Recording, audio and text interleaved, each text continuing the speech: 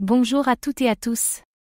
Aujourd'hui, on explore un projet explosif qui combine deux des mots les plus puissants du Web 3, ZK et Airdro. Bienvenue dans l'univers de ZK-Fair. Comme toujours, faites vos propres recherches avant d'investir. ZK-Fair n'est pas un layé 2 comme les autres. Il revendique être le premier ZK Rollup entièrement possédé par sa communauté dès le départ, grâce à un airdrop massif et équitable, sans VC, sans équipe fondatrice privilégiée, et 100% déployé sur la BSC. Son nom est une promesse, Zero Knowledge plus Fern. Mais est-ce vraiment un modèle de décentralisation parfaite, ou un coup marketing bien emballé? Dans cette vidéo, on va voir ensemble ce qu'est réellement ZK-Fair et comment il fonctionne, en quoi son approche diffère des autres ZK Rollup, pourquoi son airdrop a fait tant de bruit, quels sont les risques de ce modèle, Fair Launch extrême, et enfin, si ZK-Fair peut devenir une référence ou un feu de paille communautaire. ZK-Fair est une layée 2 sur Binance Smart Chain. Contrairement aux ZK Rollup traditionnels déployés sur Ethereum, ZK-Fair fonctionne sur la BNB Chain, utilisant l'infrastructure de Scroll plus Polygon ZK-VM pour ses preuves. Il propose une exécution rapide, des frais bas, et une compatibilité EVM totale. Une architecture hybride mêlant performance et accessibilité. ZK-Fair s'est lancé sans prévente, sans VC, sans team allocation. 100% du token ZKF a été distribué à la communauté, en grande partie via un airdrop, juste, basé sur des règles transparentes. Une philosophie radicalement différente des projets financés à huis clos. Le protocole utilise des preuves ZK, Zero Knowledge, pour garantir la validité des transactions. Il combine cela avec un système Validium pour stocker les données hors chaîne à bas coût. Un compromis entre sécurité, scalabilité et efficacité économique. L'airdrop ZKF a distribué 100% de la supply initiale à travers une formule simple, récompense d'utilisateurs défi actifs, récompense au LPS, récompense aux testeurs early. Aucun token pour les fondateurs, investisseurs ou advisors. Un lancement pur, inédit dans l'histoire récente du Web 3. Contrairement à d'autres projets qui gardent leurs critères secrets, ZK-Fair a publié une méthodologie claire, avec des snapshots et des filtres anti-Sibyl. Cela a renforcé la légitimité perçue de l'airdrop, même si certains ont critiqué l'absence de récompense pour les builders. Un effort de transparence salué par la communauté. L'annonce de l'airdrop a généré un engouement viral, avec une explosion de l'activité sur BNB Chain.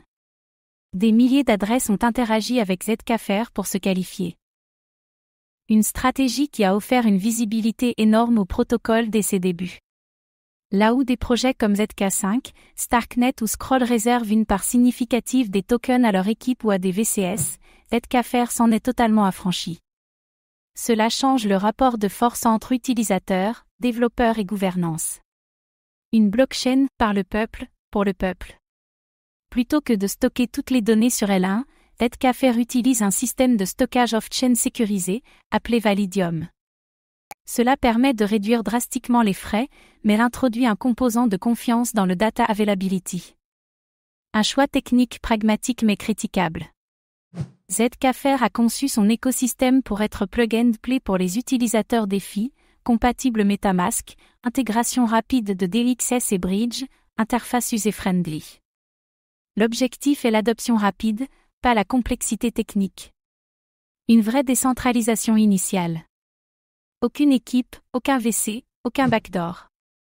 Le lancement est entièrement communautaire, du token à la gouvernance. Cela en fait un cas d'école de « Fair Launch » à grande échelle. Un contraste fort avec la tendance actuelle des L2 corporate. Le modèle ZK plus airdrop égale buzz. Le marketing naturel du projet a attiré des milliers d'utilisateurs en quelques jours. Cela a permis de créer un réseau actif dès le lancement. Un démarrage propulsé par la communauté elle-même. Les développeurs peuvent déployer des contrats Solidity sans modifier leur code.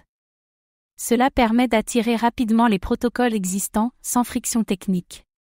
Une porte d'entrée simple pour les builders.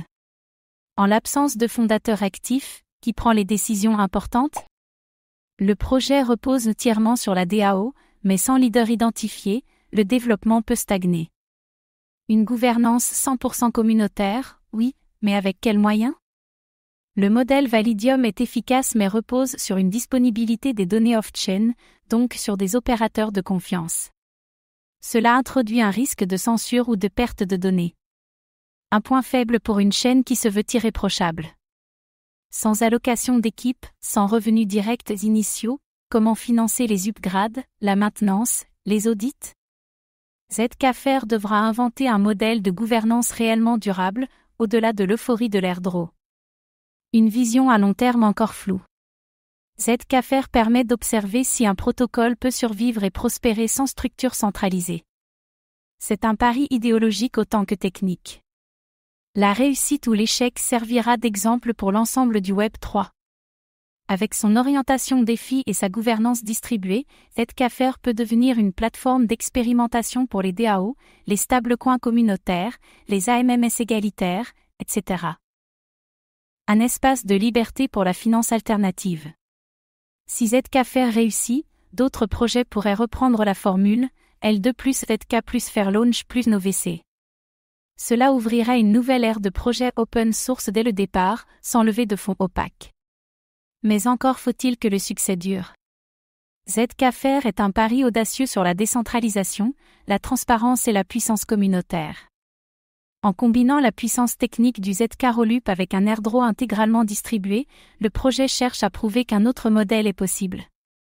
Mais ce modèle a besoin de résilience, d'organisation, et d'une capacité à survivre sans leadership centralisé ni financement externe.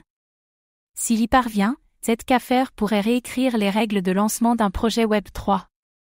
Et vous, pensez-vous qu'un protocole sans fondateur, sans VC et sans équipe peut réellement tenir sur le long terme? Zkafr est-il un modèle ou un coup d'éclat? Dites-le nous en commentaire.